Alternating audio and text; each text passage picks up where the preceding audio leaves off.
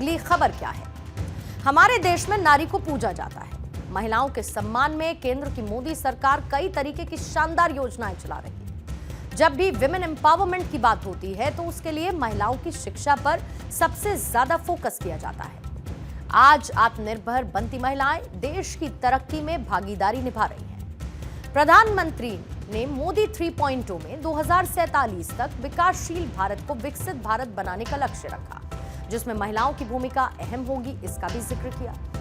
आपको याद होगा, करीब 9 साल पहले प्रधानमंत्री नरेंद्र मोदी ने 22 जनवरी 2015 को हरियाणा में बेटी बचाओ बेटी पढ़ाओ योजना की शुरुआत की थी, जिसका जिक्र प्रधानमंत्री मोदी ने मन की बात कार्यक्रम में भी किया था। बेटी बचाओ बेटी पढ़ाओ का अभियान हरियाणा से ही शुरू किया था। और इसी बीच जब सुनील जी के सेल्फी विद डॉटर कैंपेन पर मेरी नजर पड़ी तो मुझे बहुत अच्छा लगा। मैंने भी उनसे सीखा और इसे मन की बात में शामिल किया। देखते ही देखते सेल्फी विद डॉटर एक ग्लोबल कैंपेन में बदल गया। और इसमें मुद्दा सेल्फी नहीं थी, टेक्नोलॉजी नहीं थी, इसमें डॉटर को, बेटी को प्रमुखता दी गई थी। जीवन में बेटी का स्थान कितना बड़ा होता है, इस अभियान से यह भी प्रकट हुआ। अब मुमकिन है कि आप ये सोच रहे होंगे कि 1 साल पहले प्रधानमंत्री मोदी का ये संवाद हमने आपको क्यों सुनाया, तो इसके पीछे भी महिलाएं हैं। दरअसल भारत में काफी लंबे समय से महिलाओं को पढ़ाने को लेकर एक मुहिम चलाई जा रही है और शिक्षा के महत्व को बताया गया है, जिसकी वजह से अब वो बदलाव नजर आने लगा जिसका ख्वाब सालों पहले शायद सावित्रीबाई फुले ने देखा था। अब महिलाएं शिक्षा के महत्व को समझ रही हैं, जिसकी बदलती रोशनी के प्रकाश से पूरा भारत रोशन हो रहा है। हाल ही में एक रिपोर्ट सामने आई जो ये बताती है कि ग्रामीण भारत में लिटरेसी रेट यानी कि साक्षरता दर तेजी के साथ बढ़ी है। पिछले कई दशकों में इसमें उछाल देखने को मिला है। साल 2011 में जहां पर साक्षरता दर 7 साल और बड़ी उम्र की लड़कियों के लिए 67.77% थी, जो कि अब बढ़कर यानी कि साल 2023-24 में 77.5% हो गई है।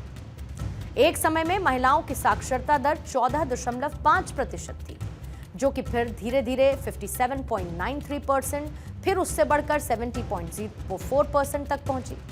और पुरुषों में भी साक्षरता दर बढ़ी है, 77.15% से लेकर 84.7% तक का इजाफा इसमें हुआ है। केंद्रीय शिक्षा राज्य मंत्री जयंत चौधरी ने लोकसभा में मोदी सरकार के प्रयासों पर बात करते हुए इन आंकड़ों को साझा किया है। जयंत चौधरी ने कहा है कि साक्षरता दर यानी लिटरेसी रेट को बढ़ाने के लिए, खासकर एडल्ट के बीच ग्रामीण साक्षरता दर को बढ़ाने के लिए सरकार कई तरीके की स्कीम्स चला रही है, जैसे कि समग्र शिक्षा अभियान, साक्षर भारत, पढ़ना लिखना अभियान और उल्लास नव भारत साक्षरता कार्यक्रम चलाए जा रहे हैं। जयंत चौधरी ने स्कीम की कामयाबी बताते हुए कहा कि स्कीम ने पॉजिटिव रिजल्ट्स रिफ्लेक्ट किए हैं। खासकर ग्रामीण क्षेत्रों, रूरल एरियाज में साक्षरता दर बढ़ी है और इसमें नव भारत साक्षरता कार्यक्रम यानी कि NILP ने साक्षरता दर को बढ़ाने में सबसे इंपॉर्टेंट रोल प्ले किया। अप्रैल 2022 में इस स्कीम को लॉन्च किया गया था और राष्ट्रीय शिक्षा नीति 2020 के तहत कार्यक्रम 15 साल से ज्यादा के लोगों को खास फोकस पर रखता है। इसमें क्या कुछ शामिल है? आज ग्रामीण भारत का फ्यूचर ब्राइट हुआ है। आज बच्चे स्लेट पर नहीं, टैब और लैपटॉप से पढ़ाई कर रहे हैं। आज शहरों की तरह ही गांव में भी इंटरनेट पहुंचने से एजुकेशन सिस्टम बेहतर हुआ है। सरकारी योजनाओं के चलते महिलाओं और बच्चियों की शिक्षा में एक बड़ा बदलाव देखने को मिला है और ये रिफॉर्म मोदी सरकार में पिछले कुछ सालों में तेजी से बढ़ा। अब आपको ग्रामीण भारत में महिला सशक्तिकरण का लेखा जोखा बता देते हैं। भारत के ग्रामीण इलाकों में रहने वाली महिलाएं, जो कि देश के सुदूर क्षेत्रों में स्किल्ड और अनस्किल्ड दोनों तरीके के श्रम क्षेत्रों में काम करती हैं। भारत में पंचायती राज की शुरुआत करने वाले 72वें संवैधानिक संशोधन की मदद से महिलाओं को स्थानीय विधानसभाओं और सरपंच के पद तक के लिए 1/3 आरक्षण मिला, 1/3 रिजर्वेशन मिला। और इस योजना ने सत्ता और सामाजिक ताकत का विस्तार कर महिलाओं को फैसले लेने की शक्ति दी।